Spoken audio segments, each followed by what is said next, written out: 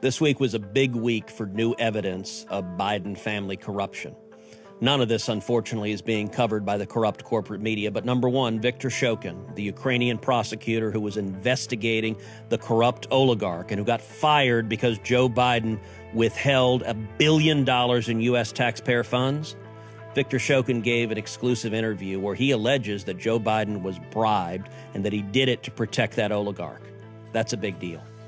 Number two, we now have evidence that a senior lawyer in the special counsel's office met repeatedly with Joe Biden's White House senior staffers, political staffers in the White House. This is wildly inappropriate.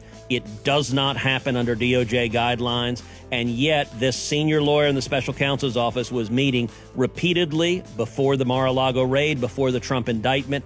It suggests political corruption and coordination between the White House and the prosecution of Donald Trump.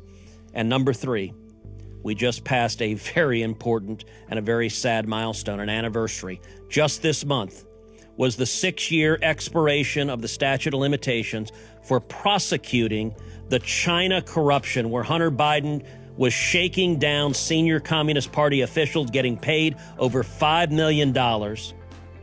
David Weiss, the so-called special counsel, who I believe is acting as a protector for Joe Biden in the White House, allowed the statute of limitations to expire, which means it is now incredibly difficult to prosecute Hunter or Joe for any of their corrupt acts concerning Communist China. None of this, as I said, will you see on CNN or MSNBC or ABC or NBC, but you'll see it on Verdict, our podcast, Verdict with Ted Cruz. Download it now wherever you get your podcasts, and you can understand the facts that explain what's happening that the corrupt corporate media doesn't want you to know.